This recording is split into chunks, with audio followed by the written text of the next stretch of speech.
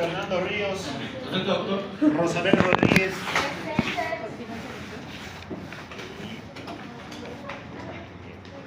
Carlos Zacaca. Juan Silva.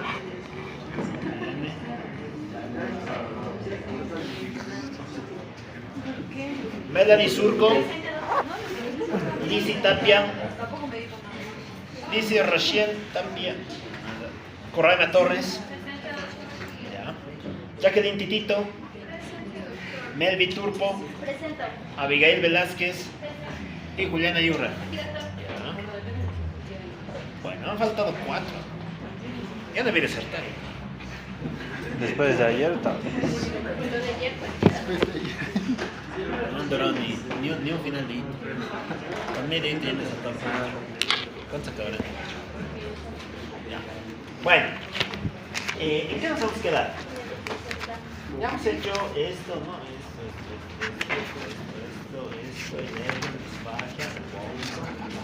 la regurgitación, la constipación también. El sí, no se olviden, ¿no? Criterio Roma 4. Ya, nos vamos a quedar aquí. El síndrome de estenosis intestinal. Ya no nos falta nada, nos faltan 2 cositas, ¿no? La estenosis y el íleo, y terminamos los trastornos mecánicos. Hoy día vamos a hacer trastornos de la secreción, que tampoco es muy largo. Vamos a hablar del buen H. pylori, vamos a hablar de la gastritis y algunas cositas más. Yo creo que el viernes haremos absorción y trastornos circulatorios. Las úlceras van a estar el viernes. Viernes yo creo que va a ser medio pesado. Nos veremos nomás 6:30 viernes, así empalmamos. Y nos quedamos hasta las 8:30, 9 menos cuarto. Sábado recuperamos, ¿no? 7:30 a 1. ¿Listo? Claro, Pero no examen. Sábado va a haber rondas. No examen. De tubo. No, doctor, no. Como les digo, al final de hito, probablemente el viernes, probablemente. Tengo que todavía ver bien cuánto tiempo nos va a tomar hígado. De patobilio. Pero no es mucho. El sábado vamos a hacer un intensivo de patobilio. Vamos a lograrlo. El viernes 21. Probablemente. Es muy probable. Pero antes de eso va a ser tú. Si no, el sábado 22. No, doctor. Claro, todavía tenemos que acabar el hígado, pero ya, del tubo nos faltan 2 cosas, absorción y digestión, y ya está. Hacemos el patobilio y chao. Ya. A ver, ¿qué es esto? Síndrome de estenosis intestinal. Es un fenómeno obstructivo, ¿no? Va a haber una obstrucción al paso del contenido, en este caso intestinal, secundaria a distintas etiologías, ¿no? Aquí podríamos hablar de causas obstructivas mecánicas, como siempre, ¿no? Luminales, parietales, extraparietales. A ver, mencióname un ejemplo de causa obstructiva luminal que nos pueda producir estenosis intestinal. Que podría tapar la luz. ¿La calasia en el intestino? No, ojalá. No hay calasia intestinal. ¿Alguna vez he tapado el baño? ¿Le podrá pasar lo mismo en el intestino? ¿Qué creen? Sí, pues, ¿qué se llama eso? Fecaloma. Claro, el fecaloma. El fecaloma es un cuerpo que está formado por materia fecal y que tiende a obstruir el paso del contenido intestinal a través del intestino grueso, ¿no? Ya, si fuera intraparietal, ¿cuál podrían mencionar? Intraparietal. El cáncer, ¿no? Cáncer de colon. Primera causa, o más bien top 3, ¿no? Causas de mortalidad por cáncer en el mundo mundial, cáncer de colon. Extraparietales. Aquí tendríamos síndromes un poquitito raros, ¿no? Podríamos hablar del síndrome de Wilkie. ¿Ya han llevado el síndrome de Wilkie en cirugía? Es cuando la mesentérica superior comprime una de las fracciones del intestino, ¿ya? La compresión por un elemento vascular. Bueno, ¿qué nos va a producir la estenosis? La estenosis va a producir, por un lado, la clínica obstructiva, que ya la conocemos, y por otro lado, crisis suboclusivas. ¿Qué es esto? Ahorita vamos a hablar de lo que es una suboclusión, ¿ya? Resulta que los grandes teóricos, en este caso de la cirugía, porque se lo manejan los cirujanos, han descrito 2 tipos de crisis. La crisis oclusiva, en la que hay una obstrucción total al paso del contenido, y la crisis suboclusiva, en la que hay una obstrucción parcial al paso del contenido, ¿ya? Resulta que cuando tienes una crisis suboclusiva, también conocida como el fenómeno síndrome de Conning, pasa a presentar tres grandes fenómenos que son bastante deducibles. ¿Qué hacía una víscera cuando se tapaba? Cuando se obstruía. Se tapa, claro, pero ¿qué hace? ¿Qué hace la víscera? O se resigna y dice, no, estoy tapado. No. Ya, aumentan las contracciones, no aumenta el tono, aumentan las contracciones. Aquí va a pasar lo mismo. Va a aparecer un fenómeno que se llama hiperperistaltismo, ¿ya?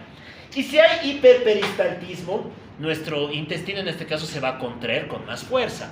¿Producirá dolor? Sí, ¿no? ¿Dolor de qué tipo? ¿Será pungitivo, continuo, terebrante, en puntada de costado? Claro, porque se presenta en forma de crisis. Viene, arriba un momento y vuelve a venir, ¿no? Es un fenómeno recurrente. Por eso hablamos de dolor cólico aquí, ¿ya? ¿Qué más? Si tenemos hiperperistaltismo, las ondas van muy aceleradas. Si van muy aceleradas, ¿podríamos palpar alguna de esas ondas? Técnicamente sí, está descrito. Obviamente esto depende de la constitución del paciente, ¿no? Si el paciente es de una persona magra, que tiene poco tejido adiposo, pues sí se puede, ¿no? Y es lo que los clásicos le han llamado las ondulaciones en la pared abdominal, ¿no? Es la palpación de esas ondas peristálticas secundarias a la hiperactividad de la musculatura lisintestinal. Ya, muy bien. Está tapado, se está contrayendo con mucha fuerza, y si se contrae con mucha fuerza, porque está obstruido, ¿podrá acumular cosas? ¿Se podría distender? Sí, ¿no? Va a haber un abombamiento localizado, secundario a la distensión. Ya, la porción proximal se va a distender, porque está acumulando materia, ¿no? Y esto puede producir distintos fenómenos. ¿Ya? Cuando es leve, pues no suele producir mucho, pero cuando se acumula mucho contenido puede producir fenómenos de reflujo, ¿no? O fenómenos de vómitos en situaciones muy severas. Ya, y finalmente se van a modificar los ruidos hidroaéreos, ¿no? ¿Qué creen que observaríamos a nivel de los ruidos hidroaéreos aquí? Aumentados, disminuidos. Muy bien, es lo que los clásicos le han llamado los ruidos de lucha, ¿no? Vamos a tener un aumento del ritmo de los ruidos hidroaéreos, ¿no? Un aumento de los borborismos, tanto en intensidad como en frecuencia. ¿Cuánto es lo normal, se acuerdan de los ruidos hidroaéreos? Por minuto.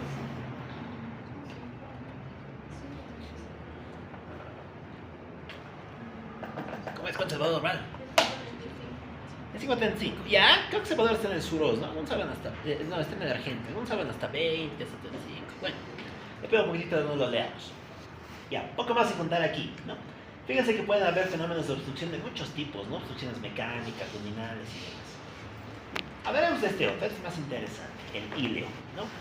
El íleo se va a definir como la interrupción total del tránsito intestinal, es decir, es una oclusión completa u oclusión total, ¿ya? Hablar de íleo implica hablar de varias etiologías respecto a su origen. Tenemos por un lado una causa obstructiva. Esa causa obstructiva se va a llamar íleo mecánico o íleo orgánico, ¿ya? Y por otro lado, un fenómeno no mecánico, es decir, el intestino no puede contraerse. Y si no puede contraerse, pues da igual que no esté obstruido, ¿no? Porque no va a poder impulsar el material a través de su superficie.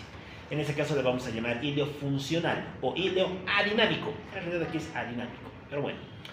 Hablaremos del íleo mecánico u orgánico. Este va a tener varias etiologías. Las podemos agrupar en dos: la obstrucción simple y la estrangulación. ¿Quiénes juegan en la obstrucción simple? Pues ya lo hemos dicho, ¿no? Los fecalomos y demás estructuras, demás enfermedades, ¿no? Cualquier cosa que obstruya de manera mecánica el contenido del paso intestinal.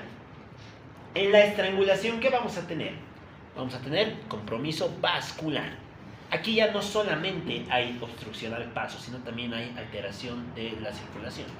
Generalmente comienza con las estructuras venosas, con las venas, y después afecta a la circulación arterial. Y si se afecta a la arterial, estamos fregados, ¿no? Porque ¿qué le pasa a un tejido que no tiene circulación arterial? Claro, se necrosa, ¿no? Necrosis, isquemia. La isquemia, ¿no? Y la isquemia va a preceder a la necrosis. Dentro de las causas de estrangulación podríamos hablar de tres. La primera es la hernia. ¿Qué es una hernia?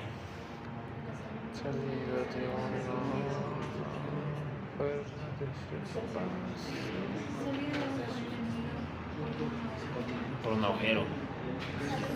Si nos hacen un disparo y sale por ahí contenido, es una hernia. de un orificio natural. Ya. En general es eso, ¿no? Es la protrusión de contenido a través de un orificio anatómicamente constituido, ¿no? Bueno, podríamos tener aquí el ejemplo típico es la hernia estrangulada. Han debido ver que la hernia inguinal puede tener complicaciones. Una de ellas es la estrangulación, que es la complicación más severa, ¿no? Generalmente una fracción de las asas pasa a través de esa hernia y como pasa, podemos comprimir sus vasos y por lo tanto el tejido se necrosa y eso termina en la disfunción intestinal. Ya. Los vólvulos, ¿qué es un vólvulo? A ver, repasaremos vólvulos.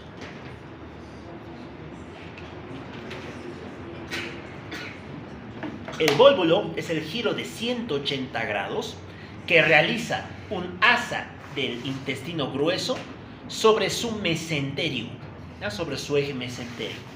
Si se acuerdan, el intestino grueso es una cosa que pendula, ¿no? Que cuelga, tiene un eje, ese eje se llama mesenterio. Hay algunas situaciones en las cuales este intestino es muy móvil, ¿ya? O su mesenterio es muy largo. Entonces, cuando eso pasa, puede que el intestino se contraiga y al contraerse gire sobre su propio eje y al hacer eso se tuerza y haga una vuelta de 180 grados sobre su eje vascular, ¿ya? El vólvulo va a afectar a dos ubicaciones. Tenemos el vólvulo de ciego y el vólvulo de sigma, ¿ya? Lo más habitual es observar un vólvulo de sigma, ¿ya? Aquí es donde observaríamos un signo radiológico clásico. ¿Se acuerdan cuál es? El signo del vólvulo. Se miren las radiografías. El signo del grano de café. Signo clásico del vólvulo intestinal. Ya, causas para vólvulo, a ver qué se les ocurre.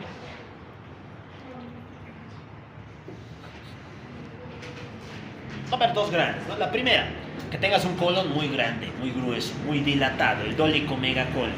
¿Y qué causas te producen dolicomegacolon? Estreñimiento crónico, el Chagas, el Hirschsprung, ¿qué más? Bueno, patología que distiende en general al colon, ¿no? Segunda gran etiología, tener mesos largos. Y los mesos largos suelen presentarse en los pacientes de la tercera edad, ¿ya? También es una patología que es más frecuente en varones de avanzada edad, a partir de los 70 años. Bueno, clínica, ¿qué produciría un vólvulo? ¿Qué creen que produce un vólvulo?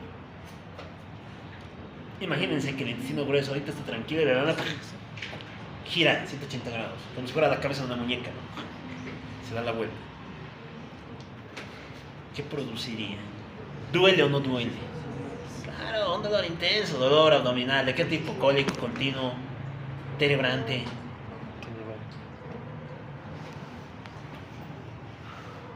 En este caso es continuo, es un dolor continuo, porque estás afectando sus vasos sanguíneos, ¿no? Y eso es una afectación continua. Ya, muy bien, ¿qué más? ¿Podrían haber vómitos? ¿Qué creen? Sí, ¿no? Porque si se da la vuelta el intestino, el contenido no avanza, ¿no? Y eso puede producir reflujos y vómitos, ¿no? Si no puede salir por abajo, pues el contenido trata de salir por arriba, ¿no? Y ahí es donde aparece el orden, ¿no? De los vómitos. Se dice que primero los vómitos son alimenticios, después llegan a ser vómitos gástricos, después biliosos, después de contenido intestinal y finalmente fecaloideos, ¿no? Es el orden que en general, o así la cronología que tienen a seguir los vómitos cuando hay obstrucciones intestinales, ¿ya? Muy bien. Y finalmente, pues los datos de una estenosis. Ya, el tratamiento. ¿Cuál es el tratamiento? ¿Cómo se trata eso? Ya, muy bien, ¿no? Totalmente se opera, ¿no? En los grandes países ya el tratamiento es endoscópico, ¿no? Se hacen devolvulaciones endoscópicas. Ya ni siquiera tienes que abrir, ¿no? Entras con el colonoscopio por atrás y ahí se hacen los procedimientos, ¿no? Ya, vamos con la invaginación. ¿Qué es invaginación?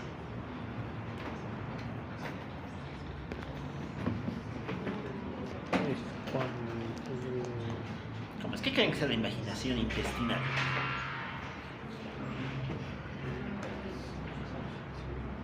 Es cuando una de las asas del intestino se introduce dentro de la otra, ¿ya? Digamos que estas son nuestras dos asas, ¿no? La que está por delante, producto de un mal movimiento peristáltico, se contrae tanto que al final se introduce dentro de la otra, ¿no? Entre comillas, es atrapada por la otra asa, ¿ya?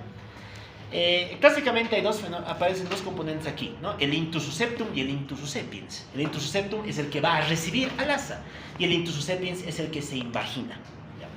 La invaginación intestinal es una patología clásica de los niños. Esta es causa frecuente de obstrucción intestinal en el paciente pediátrico, ¿ya? Y se cree que se debe a una inmadurez del sistema nervioso entérico, ¿ya? Por lo tanto, no suele tener mayor repercusión. En cambio, si pasara en un adulto, ¿en qué pensamos? ¿En qué pensaría?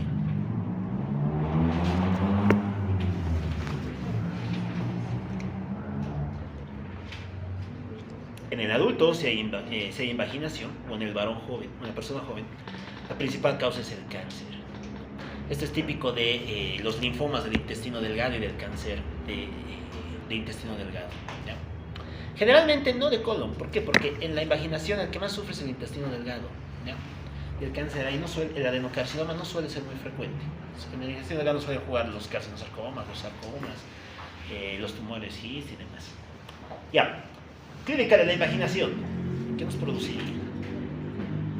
Nos va a producir unas heces bien características. Heces que tienen aspecto de mermelada. Eso se llaman las heces en jalea de grosela. Un término clásico de los semiólogos. En jalea de grosela, ¿no? Junto con dolor, ¿no? Si es que eres muy niño para decir me duele, llanto, irritabilidad, ¿no? Cosas propias de un niño doloroso, ¿no? Llanto, irritabilidad, fiebre, distensión y demás. Distensión abdominal, dejan de eliminarse las heces, pueden haber vómitos, ¿no? Una clínica muy marcada.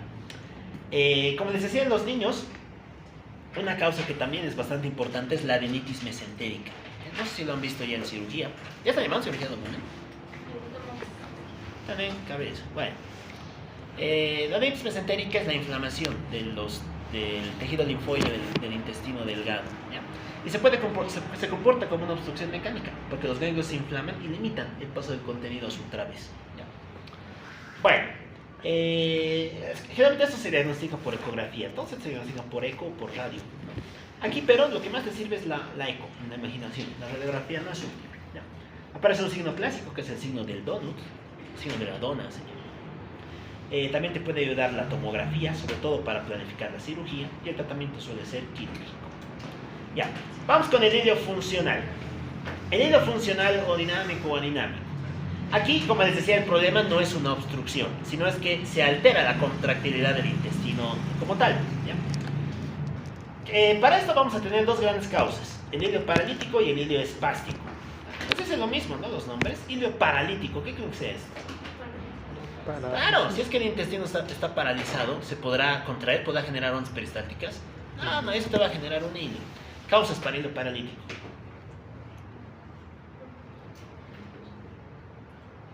Tengo 4, 3, quisiera contar 2, 1. Cuidado, eso no se sabe, todo tú. La hipocalemia, la hipopotasemia, los trastornos hidroelectrolíticos, ¿no? La principal causa del hilio funcional es el trastorno hidroelectrolítico, ¿ya? El ejemplo típico es la hipocalemia. ¿Qué más podría jugar? Los trastornos del calcio.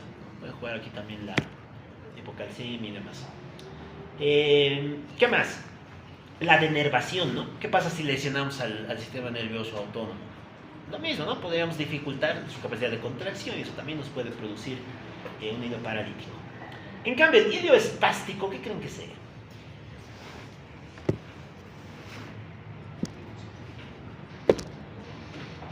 ¿Qué era espasticidad?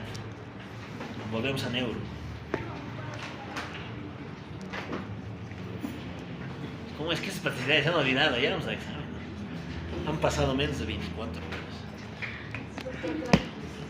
Los traumas. ¿Cómo es que era espasticidad? Un fenómeno de aumento del tono de una estructura, ¿no? Aquí vamos a tener lo mismo, va a aumentar el tono intestinal. ¿Y si aumenta el tono nos servirá para impulsar el contenido? No, es una estructura rígida, no va a poder impulsar el contenido a su través. Causas para esto, aquí aparecen dos. Tal vez la más importante es la intoxicación por plomo, la plumbemia, ¿no? Manifestaciones de la intoxicación por plomo. Nos vamos a toxicología. Pero, pues eso. ¿O no hay eso? Bueno, igual, ya les Robinson. Manifestaciones de la intoxicación por plomo. 3 grandes, ¿no? Clínica digestiva, esto, hilio. En segundo lugar, anemia. Te produce un tipo bien especial de anemia, se llama anemia sideroblástica. La plumboporfiria de 2 se llama. Y tercera manifestación, alteraciones óseas. Si eres niño, limitación en cuanto al crecimiento. Si es que eres adulto, dolor óseo crónico. Cuadro clásico de gente que vive cerca de centros mineros, cerca de ríos contaminados por plomo. Esto está muy ligado a la actividad minera, ¿no? Por eso les digo que es una patología que hay que conocer, sobre todo para los que abandonan su provincia y demás. Esto en algunos casos se mira, ¿no? Por lo menos tienen que saber 3 síndromes: intoxicación por mercurio, intoxicación por plomo, intoxicación por antimonio. Son los 3 grandes síndromes toxicológicos que tendrían que saber, por lo menos, ¿no? De la parte de medicina ocupacional. Ya. A ver, ¿qué nos va a producir el helio en general? Tenemos una obstrucción, ¿no? La obstrucción nos va a producir distintos tipos de fenómenos clínicos. En primer lugar, ya lo hemos contado, ¿no? Cualquier víscera obstruida lucha, se defiende, hiperperistaltismo. Y si tenemos hiperperistaltismo, ¿qué vamos a tener?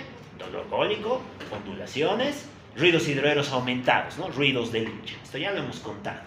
¿Van a haber vómitos? Sí, ¿no? Porque si está tapado, la comida tiene que salir por algún lado. Si no es por abajo, es por arriba. El orden, no se olviden. ¿No? Esto se mira, aunque no crean, se mira, ¿no? Y si le preguntas al paciente, te dice: primero estaba vomitando comida, después empezó a vomitar cosas amarillas y después empezó a vomitar cosas verdes, ¿no? Ah, muy bien, tú puedes hacerte una idea de más o menos la secuencia que ha seguido, ¿no? Porque siguen este orden: alimentarios, biliosos, porráceos, recuerden que esto es verde, similar al puerro, y los fecaloideos. Si está obstruido, nada pasa. Si nada pasa, se distiende, abombamiento, ¿no? Abombamiento. Y lógicamente se altera la emisión de heces y gases, ¿no? Esto es un poquitito relativo. En algunos casos comienzas con diarrea y después pasas al estreñimiento como tal. En otros empiezas de entrada con el estreñimiento, ¿ya? Pero van a haber alteraciones del ritmo intestinal, ¿ya? Yo lo sintetizaría en eso. Generalmente estreñimiento, pero puede haber diarrea, ¿ya? Al menos en etapas iniciales. Muy bien, y los gases también. Ahora bien, ¿por qué pasaría esto? La gran pregunta es esta. Porque resulta que el híleo a largo plazo, a largo plazo, a mediano plazo, te puede producir hipovolemia. Y la hipovolemia es peligrosa, ¿no? Sobre todo si eres un cardiópata o tienes algún dato de falla cardiovascular. ¿Por qué pasaría esto? Pasa algo bien interesante. ¿Se acuerdan de qué están hechas las heces?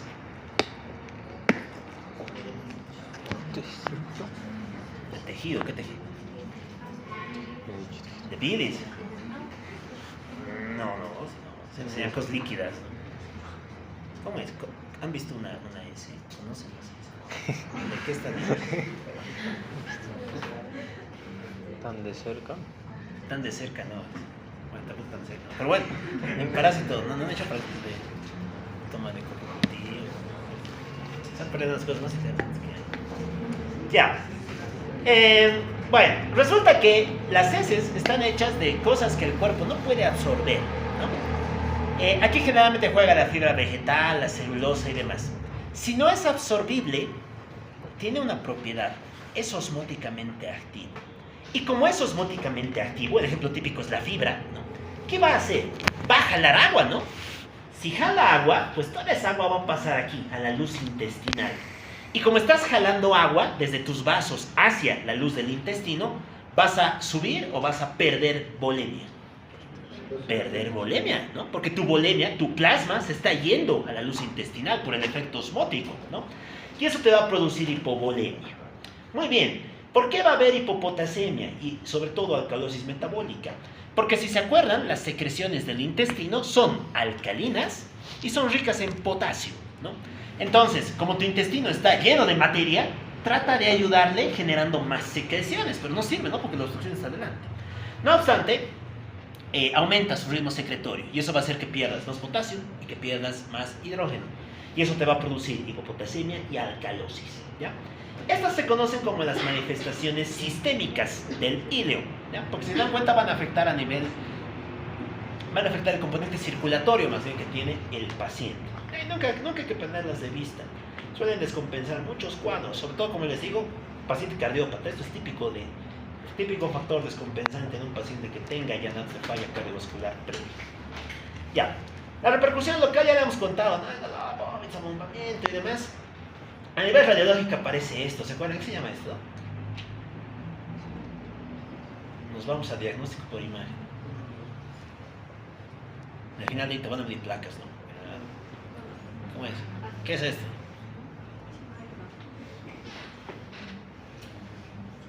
Es el intestino grueso. Bueno, este es el intestino grueso. ¿Y es qué? Esto, queridos muchachos, se llama niveles hidroaéreos. No es eso. Dense cuenta que vemos una línea, una cosa blanca por debajo. Esto es hidro, agua. Y esto que está aquí arriba es oscuro, es gas, ¿no? Dense cuenta cómo se delimita muy bien la pared de las estructuras intestinales. Los niveles hidroaéreos son característicos del híleo, de la obstrucción mecánica. Ya son bien característicos de esta entidad. ¿Qué otros patrones radiológicos más observaríamos en la obstrucción intestinal? ¿Se acuerdan? Hay por lo menos un signo más que debería saltar en su cabeza. Famoso también el signo. El signo de la pila de monedas. ¿Se acuerdan dónde se veía pila de monedas? En la obstrucción del intestino delgado. Suele producirse ahí. Muy bien. Hay un segundo dato más que es importante. La presencia de gas distal. Resulta que si tienes gas distal, asumes que la válvula ileocecal es competente, ¿ya? Y por lo tanto te está diciendo que la obstrucción se encuentra a nivel del intestino grueso. En cambio, si no hay gas distal, el problema está en el intestino delgado, ¿ya? Son dos parámetros que también se utilizan para tratar de ubicar anatómicamente la posición de la lesión. Ya, muy bien. Listo, ¿qué vamos a contarles aquí? Bueno, el tratamiento, ¿cómo que se trata esto? ¿Cómo se trataría un híleo, la obstrucción intestinal? Ya, etiológico.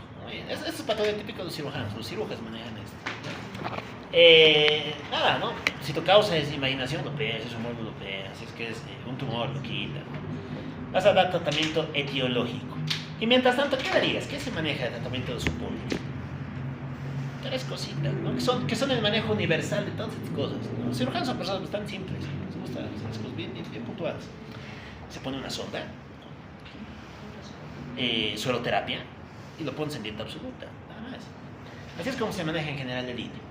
Esos tres más el tratamiento etiológico permiten solucionar la mayor parte de estos cuadros. Muy bien. Hablaremos de dos cositas más que vale la pena puntualizar.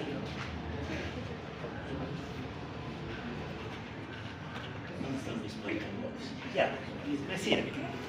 Vamos a hablar de un síndrome que está en el libro, ¿ya? El Cicinio le llama al hilo funcional el síndrome de Ogilvy, pero en realidad son cosas diferentes, ¿ya? El Ogilvy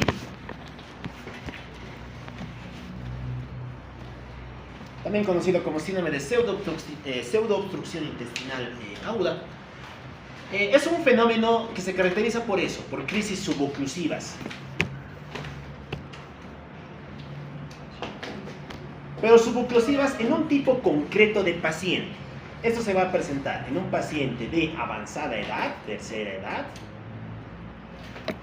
que además tenga datos de disautonomía, alteración del sistema nervioso autónomo, o el consumo de algún fármaco que altere la modulación a nivel del sistema nervioso autónomo, ¿no? Son típicos aquí los que consumen opioides y los que consumen neurolépticos. Ya, no necesariamente consumes opioides porque es un adicto, ¿no? Los opioides se manejan para el tratamiento, para el manejo del dolor crónico. Ponte que tengas un cáncer estadio 4, eso no se opera, no, eso es paliativo y lo manejas con opioides hasta cuando tenga que durar, ¿ya? Ese, por ejemplo, jugaría aquí, ¿no? El paciente con Parkinson, el paciente con Alzheimer, el paciente que tiene este tipo de enfermedades neurodegenerativas y que además asocia algún fenómeno de alteración del sistema nervioso autónomo, ¿ya? Aquí la manifestación central va a ser esta, la crisis suboclusiva desencadenada por la adición de un neuroléptico. Digamos que ya tenías Alzheimer, estabas internado 3 días, estabas con híleo, ¿no? Y has empezado a delirar. Entonces te han puesto aloperidol, y como te han puesto aloperidol, a los 2 días empiezas con un Ogilvy. Es más o menos ese el patrón típico del paciente, ¿no? que debuta con este fenómeno, ¿ya? Y esto desde luego pues tiene un tratamiento muy similar. Se pone la fórmula básica, la fórmula mágica, ¿no? Tratamiento etiológico, sonda, sueroterapia y dieta absoluta. Con esto se arregla la mitad de las cosas que tienen cuadros obstructivos intestinales. Esta fórmula es mágica. Ya, muy bien. Y en general con esto mejora el cuadro. No suele tener mucha más complicación. Ya. Listo, poco más a contar en el hilo. Esta tableta más está en el libro, ¿no? Es una comparación entre el líquido obstructivo por estrangulación y paralítico. Simplemente aquí voy a puntualizar dos cositas, ¿ya? Por un lado, el dolor. Fíjense que en el obstructivo el dolor era cólico. En cambio, si es por estrangulación o paralítico, va a haber ruidos, va a haber respuesta de lucha, ruidos de lucha. Si es un hilo paralítico, ¿habría ruidos de lucha? No, pues porque está paralizado, ¿no? Vas a tener un dolor continuo. Continuo, aquí el dolor es continuo, ¿ya? Por lo tanto, pues, tampoco van a haber ruidos, ¿no? Si es que es paralítico, no hay ruidos. En cambio, si es que es obstructivo, sí hay hiperperistaltismo, ¿ya? Los vómitos ya los hemos contado, ¿no? Si es que es obstructivo, pueden ser precoces o tardíos. ¿Se acuerdan quién tenía vómitos tardíos? Nada, la estenosis pilórica. En el caso de ser por estrangulación son inmediatos y si son paralíticos son tardíos, ¿ya? ¿Qué es meteorismo? ¿Se acuerdan? Ya, muy bien. En este caso, si es que es obstructivo, suele ser periumbilical. Si es por estrangulación, de asas aisladas, y si es paralítico, intenso y difuso. Esto es tal vez lo más difícil de ver, esto en general no se mide. Pero esto sí, el tipo del dolor, el tipo de vómito y los ruidos hidroaéreos te permiten de una manera bastante fiable hacer una primera aproximación diagnóstica a la causa del IBI, ¿ya? Muy bien, listo, está ahí el mundo de los trastornos mecánicos. Vámonos con los trastornos de la secreción. Bueno, vamos a hablar de tres tipos de trastornos: trastornos de la secreción salival, de la secreción gástrica y de la secreción intestinal. El plato fuerte es la secreción gástrica. No obstante, vamos a comenzar con la secreción salival. A ver, hagamos un pequeño recuerdo. Recordamos que el tubo digestivo elabora por día 7 litros de secreciones, ¿no? 3.5 derivan del tubo como tal y 3.5 de las glándulas anexas, ¿no? 1.5 está representado por la saliva. Tenemos en torno a 1 litro que deriva del estómago y 1 litro o medio litro que van a derivar del páncreas y de la bilis. Muy bien, empezamos con la saliva. ¿Para qué sirve la saliva, muchachos? Ya, humecta, ¿qué más? Ya, lubrica, ¿qué más? ¿Qué más hace? No, protege, ¿sí o no? Claro, tiene una función defensiva, ¿no? Antimicrobiana. Facilita la deglución, ¿sí o no? Participa en el acto de comer. Sí, pues, ¿no? Tiene una función digestiva también. Empieza la digestión de los alimentos. Si se acuerdan, la saliva no solamente está formada por agua, tiene todas estas cosas, ¿no? Ya comienza con el proceso de la digestión. Tiene una enzima que es la tialina, ¿no? La amilasa salival, que contribuye a la digestión de los glúcidos. Existe la lipasa salival, que también contribuye a la digestión de los lípidos. Se encuentra la aptocorrina, ¿no? El factor H va a contribuir al metabolismo de la vitamina B12 y otros elementos más, ¿no? Defiende y demás cosas. Bueno, poco más que contar aquí. ¿Cuántas glándulas salivales había? 4. Importante, ¿no? Bueno, hay mayores y menores, ¿no? Dentro de las mayores hay 3 con las más importantes: la parótida, las sublinguales y las submandibulares. Ok, resulta que los trastornos de la secreción en general, de todos estos, pueden ser de dos tipos: mucho, poco, hipersecreción, hiposecreción. La saliva es el ejemplo típico de eso.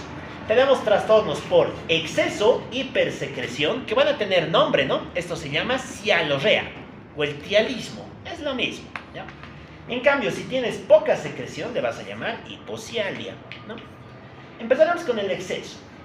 El exceso de salivación puede tener dos grandes etiologías. Puede ser reflejo, es decir, secundario a un cuadro lesivo a nivel de la cavidad oral. El ejemplo típico es el dolor, ¿no? Si tienes una úlcera, una afta, ¿no? Pues es bastante lógico que salives más, ¿no? ¿Quién más jugaría aquí? El erge, ¿no? Recordamos que en el erge también había tialismo, ¿no? ¿Se acuerdan por qué había tialismo en el erge? ¿Por qué había hipercialorrea?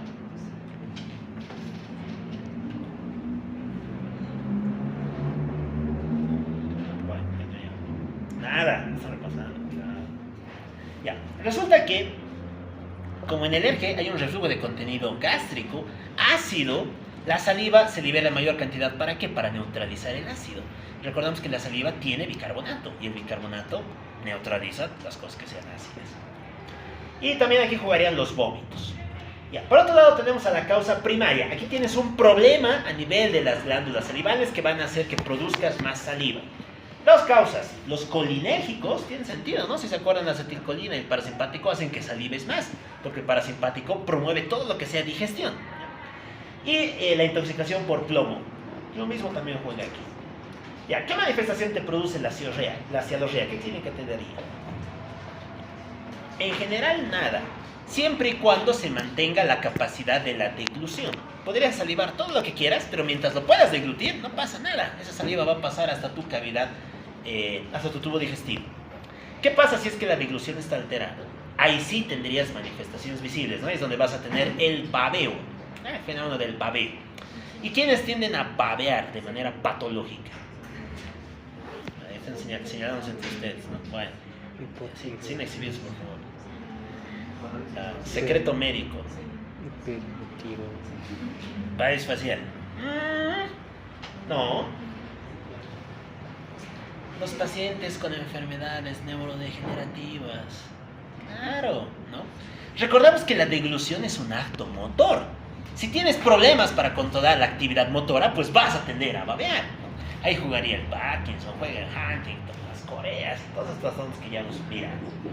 Ya, vamos con la hipocialia, lo opuesto, ¿no? Aquí tienes poca saliva. Causas, ¿por qué podrías tener poca saliva? La primera, porque alguien viene y mata tus glándulas, ¿no? Aquí jugaríamos con una entidad que es clásica, un fenómeno autoinmunitario. ¿Se acuerdan cuál es? Fenómeno autoinmunitario dirigido contra las glándulas exócrinas. Nada, ni con chanchul, está ahí. El Sjögren. Claro, el Sjögren. El buen Sjögren, ¿no? Ahorita vamos a hablar del Sjögren. Es un buen momento para repasar el Sjögren. ¿Qué más? La radioterapia. No crean que, ya tengo cáncer, radioterapia. Ya, listo, no. La radioterapia también es una cosa bien fregada. La quimio también es más fregada todavía, ¿no? De hecho, no es raro tener secuelas a raíz de ello, ¿no? El hilo y demás, las obstrucciones también pueden ser una consecuencia de la radioterapia, ¿ya? Esto es típico de los tumores de cabeza y cuello. Supongamos que tienes un adenoma pleomorfo en parótida, ¿no? Te irradiamos la región parotídea y puedes tener una destrucción tan alta de las glándulas salivales que termines con hipocialia, ¿ya? Muy bien, la otra es la primaria. Aquí es donde la glándula está bien, pero no va a producir saliva, no quiere. ¿Por qué? Porque está bloqueada, los anticolinérgicos, o porque no tiene la señal para hacer las neuropatías, ¿ya? Muy bien. Aprovecharemos de hablar del Sjögren. Bueno, vemos paciente que tiene esto. ¿Qué es esto? Saliva, tiene hipocialia y tiene esto. ¿Qué se llama esto? ¿Se acuerdan? Ojo rojo. ¿Con qué se termina? Tiene color. Inyección conjuntival. Tiene una seroftalmia. Ya, bueno.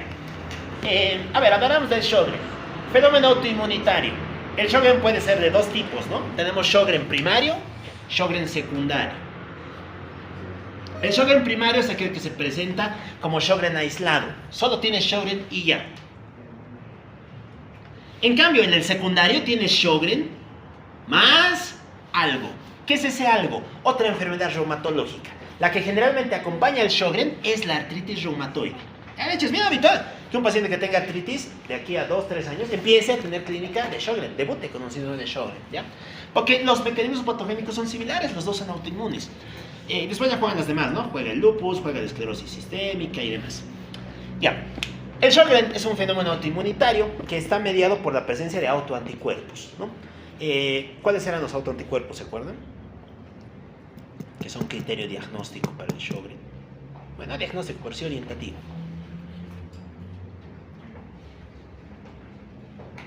Nada, ¿no? Tenemos dos. Tenemos a los anti-LA y los anti-RO. Anti-RO, exacto, ¿no? Los anti-LA y los anti-RO. Bueno, resulta que ambos suelen presentarse en el contexto de un síndrome de Sjögren. Ahí son anticuerpos que están dirigidos contra las glándulas exócrinas. Ojo, contra las exócrinas. Es por ello que van a afectarse glándulas exócrinas, valga la redundancia, ¿no? ¿Las salivales son glándulas exócrinas? Sí, ¿no? Sí, porque tienen conductos. Por lo tanto, vamos a tener hipocialia, y si hay hipocialia vamos a tener serostomía, así lo hemos entendido, ¿no? Boca seca, fisura de los labios y demás. Las glándulas lagrimales son exócrinas, también, ¿no? Entonces, como se altera, vas a tener alteraciones en la lagrimación y eso te va a producir serotalmos, ¿no? Ya. Y después tendríamos las manifestaciones extra. Aquí faltarían las cutáneas. Resulta que tenemos también glándulas exócrinas en nuestra piel, ¿no? Tenemos a las glándulas sudoríparas, ¿no? Y no es raro que este cuadro se asocie a fenómenos de sequedad o de resecación excesiva en la piel, sobre todo en dos ubicaciones. Recordemos que todo esto es más frecuente en la mujer. Es típico en la vagina, ¿no? Fenómenos de lesión a nivel de la vagina y fenómenos a nivel de la lesión de la cavidad oral, ¿ya? Muy bien. Y finalmente tendríamos las otras, las extraglandulares. El Sjögren, hasta en un 30% de los casos, no se queda aquí. Se extiende a otras estructuras que pueden o no ser glandulares. El ejemplo típico es el páncreas. Puede producir pancreatitis. Porque recordamos que el páncreas es una glándula mixta, tiene un componente exócrino. Si tiene un componente exócrino, también es vulnerable a la acción por parte de los anticuerpos del Sjögren, ¿ya? ¿Qué más? Te puede producir una EPID. ¿Qué es EPID? Una enfermedad pulmonar intersticial difusa, ¿no? Recordamos que hay varios tipos de EPID en la clasificación que se maneja. Hay una de ellas que es más frecuente en las enfermedades reumatológicas, ya que corresponde a la,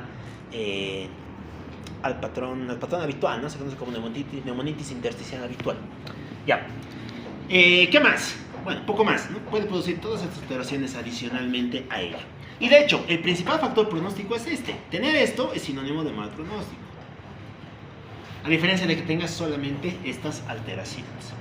Ya, como les había contado, hay dos grandes anticuerpos, ¿no? Los anti-LA y los anti-RO. Estos son elementos que te apoyan en el diagnóstico, ¿no? Nunca son diagnósticos per se, ¿ya? Y sobre esto ya podrías aumentar los anticuerpos que quieras.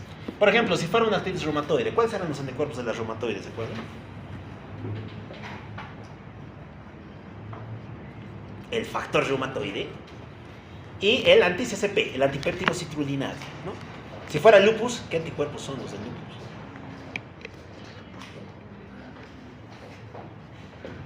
Bueno, aquí nos tiraríamos todo el mundo, ¿no? Para hablar de todos los anticuerpos del lupus. Bueno, clásicamente juegan los anti-Smith, los anti-DNA, los ANAS, ¿no? Que son anticuerpos de relativa especificidad en este mundo. Ya, y el tratamiento, ¿cuál sería? No, antes del tratamiento, las complicaciones. ¿Por qué es peligroso el Sjögren? ¿Por qué creen? Porque en el Sjögren tú tienes un conjunto de linfocitos B, porque recordamos que los anticuerpos salen de un linfocito B. Linfocitos B que han migrado a tus glándulas salivales. Y como han migrado a tus glándulas salivales, empiezan a proliferar. No nos gusta nada que prolifere. ¿Por qué? Porque se puede convertir en una manifestación que es temible. El linfoma. Un linfoma B difuso de células grandes. Bueno, no sé si han mirado la clasificación de los linfomas en ACL, pero esto es un show, ¿no? Tenemos 1 kilo de linfomas para debatir aquí, ¿ya? Resulta que este suele ser el más habitual en los síndromes que son extranodulares, aquellos que asientan en ubicaciones fuera de los ganglios linfáticos. Y esto es peligroso, bastante peligroso.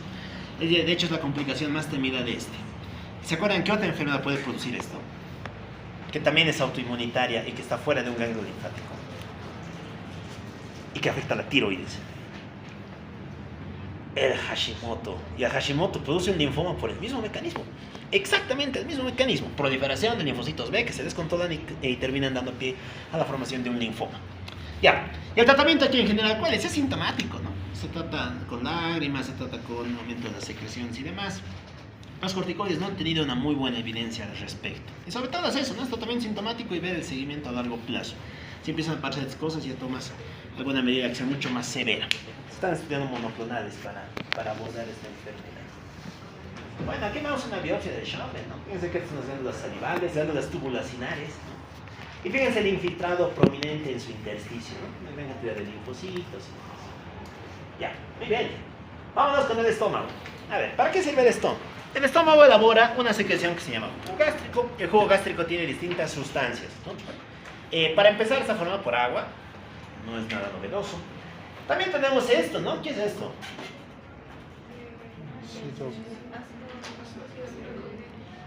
Ya, muy bien, el ácido clorhídrico, ¿no? ¿Por qué produce ácido clorhídrico?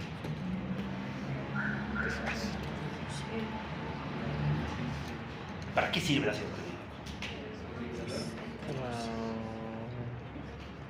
¿Cómo es? ¿Para qué sirve? Degradación de alimentos. Ya, contribuye a la digestión, ¿qué más? Ya, protege, si es ácido, te protege de las bacterias, ¿no? Tiene una función de defensa. Y una más. ¿Quién necesita pH ácido para activarse? Y si no, no se activa. El duodeno, no, el duodeno muere con el ácido.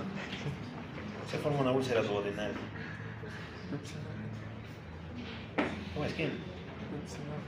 Pepsinógeno. El pepsinógeno necesita un pH de 3 para poder convertirse en pepsina. ¿Ya? ¿Cómo se produce el ácido clorhídrico? ¿Se acuerdan? Para empezar, estímulos. ¿Quiénes estimulan la producción de ácido?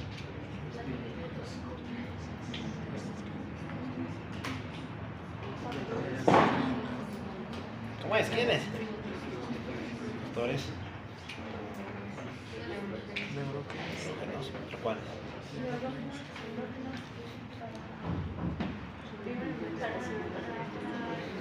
¿Pero cuáles? Bueno, hay tres estímulos. Gastrina, que deriva de las células G antrales. ¿Ya? En segundo lugar, parasimpático acetilcolina, que actúa a través de receptores. ¿Qué receptores? Ya, muy bien, M3, ¿no? Los muscarinos de tipo 3. Y tercer estímulo, la histamina, exacto, ¿no? Receptores H2. ¿No? Son los tres grandes estímulos que necesita la célula parietal para producir esta secreción. ¿Ya? Una vez que le llega el estímulo, ¿no? Estamos viendo aquí, histamina, gastrina, acetilcolina, ¿no? La célula va a hacer algo bien interesante. Va a actuar a través de dos vías, ¿no? La vía del AMP cíclico y la vía del calcio. Vamos a hacer punto especial en esta, ¿no? Calcio. No se olviden que juega aquí el calcio. Ya. Y estos van a estimular una vía positiva de síntesis. Aquí estamos viendo cómo se produce el ácido, ¿no? Bastante deductivo.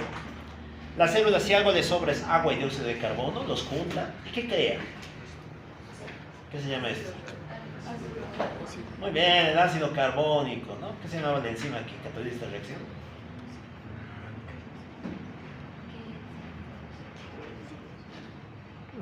La anidrasa carbónica. Muy bien, catalizamos esto. El ácido carbónico se divide en dos componentes, ¿no? Hidrógeno y bicarbonato. ¿Qué valencia tiene el bicarbonato? ¿Qué carga tiene? Muy bien, -1. Si es -1, sale. Y para mantener la electroneutralidad, ¿qué necesitamos? Meter otro con carga negativa, otro con carga -1. ¿Quién podría entrar? Claro, por eso entre el cloro. Entre el cloro y el cloro sale afuera.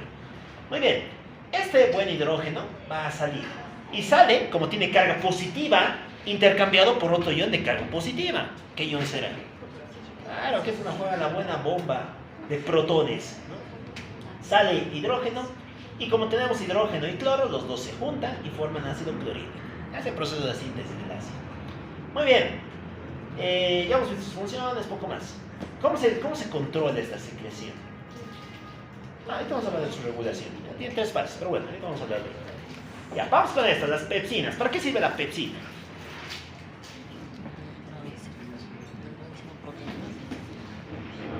¿Para qué sirve? Degrada péptidos. Sobre todo hay una proteína que necesita de la pepsina para degradarse, ¿no? ¿Cuál es? El colágeno. El colágeno que se encuentra en la comida animal, ¿no? Alimentos que comen los animales. Necesita de la pepsina para poder empezar su digestión. Muy bien, un poco más. ¿Quién lo produce? La célula principal. Producto de la célula principal. Ya, vamos con el FI. Factor intrínseco. ¿Para qué servía? Absorción de la vitamina B12. Ya. En realidad es una protección. Es de protección, ¿no? Protege la vitamina B12 de la secreción duodenal. Ahorita vamos a ver ello. A ver, ¿por qué necesitamos vitamina B12?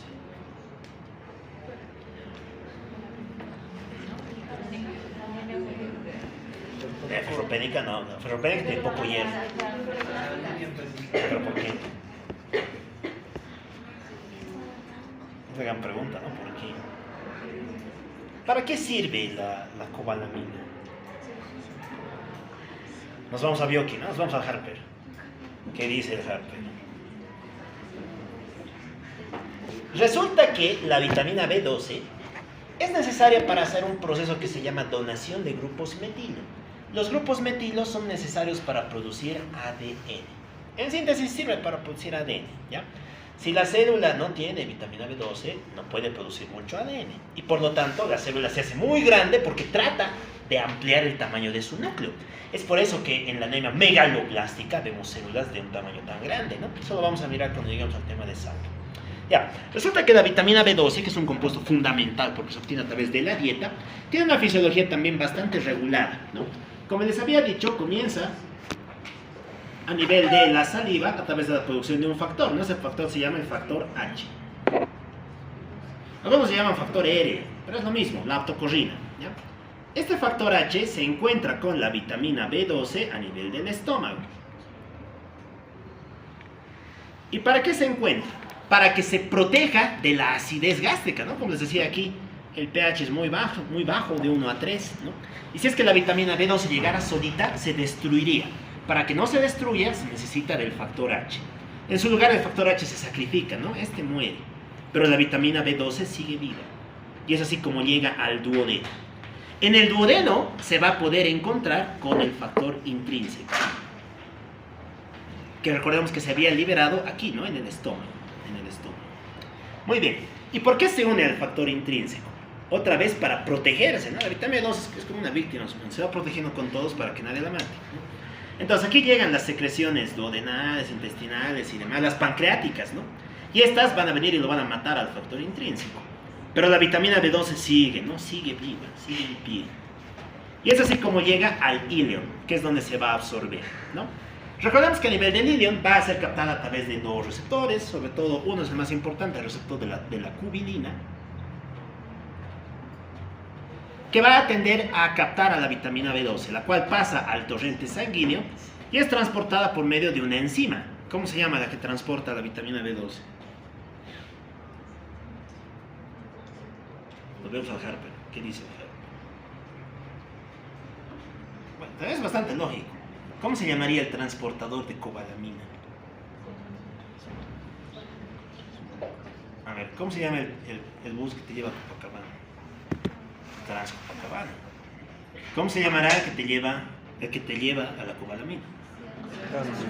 Transcobalamina, claro. Es lógico. La transcobalamina, ¿no? Aquí se encuentra con la transcobalamina.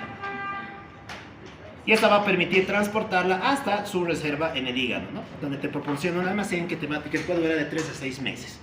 Ya. Muy bien, esto es básicamente el ciclo que hace. El factor intrínseco, dense cuenta que es importante para proteger esto. Si algo le pasa al estómago, no hay factor intrínseco. Si no hay factor intrínseco, no hay vitamina B12, ¿no? Eso te puede producir desde anemias hasta cambios metaplásicos a nivel de las células epiteliales, como vamos a ver cuando llegamos a la parte de las gastritis.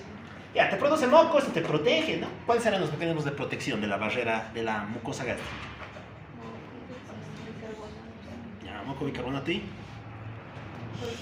prostaglandinas, exacto, ¿no? Son los 3 grandes elementos protectores de la mucosa digestiva. El bicarbonato ya lo hemos contado, eso está regulado por 3 fases, ¿no? Tienes una fase que están organizadas en secuencias, ¿no? Comienzas a nivel de la cabeza, con la fase cefálica. Recordamos que la fase cefálica está regulada por el vago, ¿no? A través del 10º par craneal. Y esto básicamente se estimula mirando la comida, ¿no? Mirando comida, detectando olores, ¿no? Sintiendo sabores. Ya se estimula la fase cefálica, ¿no? Aquí ya empieza la secreción gástrica.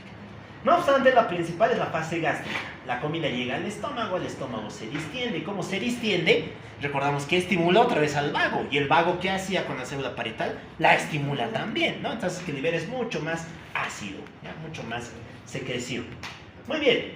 Y si eso no fuera suficiente, pues tienes la última fase, que es la fase intestinal, ¿no? En la fase intestinal, que más bien es una respuesta inhibidora, se van a liberar dos grandes elementos, ¿no? Por un lado, los aminoácidos, que van a estimular una mayor liberación de gastrina, y la gastrina a su vez aumenta la liberación de ácido. Y por otro lado, la liberación de secretina. La secretina empieza a atenuar la liberación de gastrina, ¿no? Y de ese modo disminuye la liberación de ácido hacia el estómago. Ya, bueno, son simplemente elementos de control. Ya, lo mismo.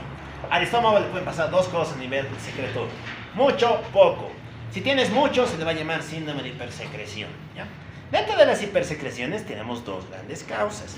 La hipercloridria y la hipergastrinemia. Miren, veamos ese término. ¿Qué creen que es hipercloridria?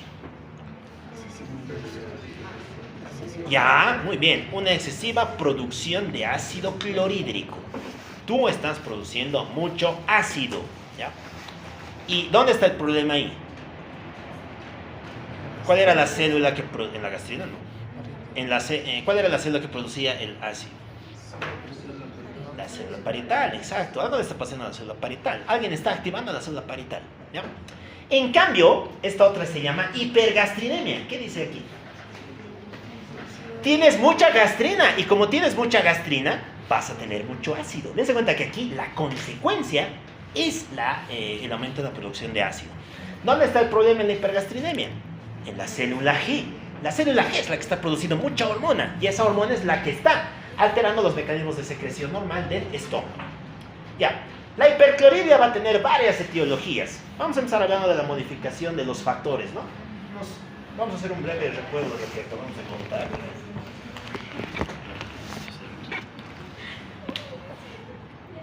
Como les había dicho, hay 3 grandes mecanismos de control para esto, ¿no?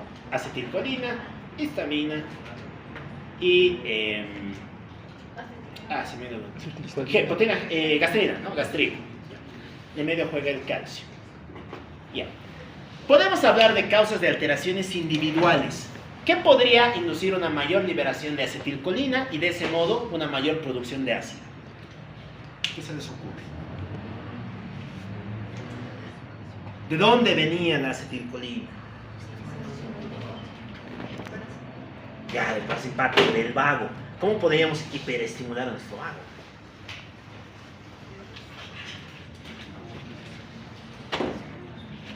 Nada. Bueno, ¿qué me pasa? Este nervioso autónomo, ¿no? Se puede estimular a través de 2 grandes causas, ¿no?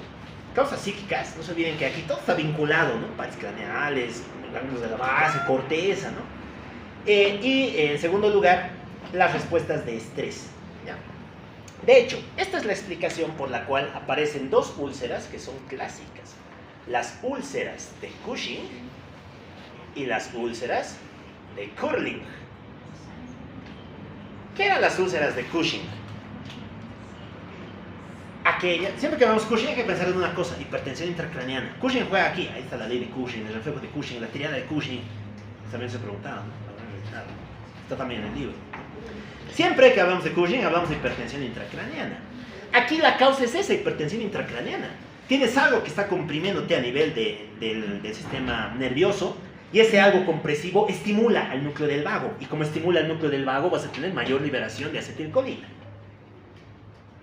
El ejemplo típico es el TEC, ¿no? Secundario de hipertensión intracraneana. En cambio, ¿qué vamos a tener en la úlcera de Curling? En la úlcera de Curling aparece un fenómeno de estrés agudo. Ya, no necesariamente, yo qué sé, mañana hay examen, ¿a qué me estoy dispensado, ¿no? Este estrés agudo se referencia a situaciones que sean potencialmente letales. El ejemplo típico aquí son los grandes quemados, ¿no? Si es que eres un gran quemado, pues estás liberando una gran cantidad de hormonas para mantener tu homeostasis, ¿no? Estás liberando cortisol, hormona del crecimiento, estás activando tu parasimpático y demás. Entonces, eso puede producir que aumente la liberación de acetilcolina y por lo tanto tengas una úlcera, ¿no? La úlcera de Curling. Ya, vámonos con la histamina. ¿Qué puede elevar nuestra histamina? Esto puede elevarse en 2 contextos, ¿no? Tenemos elevación local y elevación sistémica. Bueno, la elevación local suele aparecer en neoplasias neuroendocrinas muy raras, no vamos a hablar de ellas. La sistémica sí es más frecuente. A ver, nos acordaremos de la fisiología de la histamina. Nos vamos a física. ¿Qué dice el gaito? ¿De dónde deriva la histamina? ¿Cuáles son sus vías de metabolismo? ¿Quién la degrada? ¿En qué células se produce? En las... en el estómago, ¿no? Pero en general, ¿dónde más se produce histamina? Porque si les digo histamina, no creo que piensen en el estómago. ¿En qué piensan si les digo histamina? En alergia. A mí me dice histamina y yo pienso inmediatamente en alergia y choque anafiláctico. ¿Por qué? ¿En qué célula se libera? En el mastocito. En el mastocito. Recordamos que es un derivado de la histidina, ¿no? Por medio de la enzima que es la histamina descarboxilasa y demás cosas. Van a repasar la fisiología de la histamina.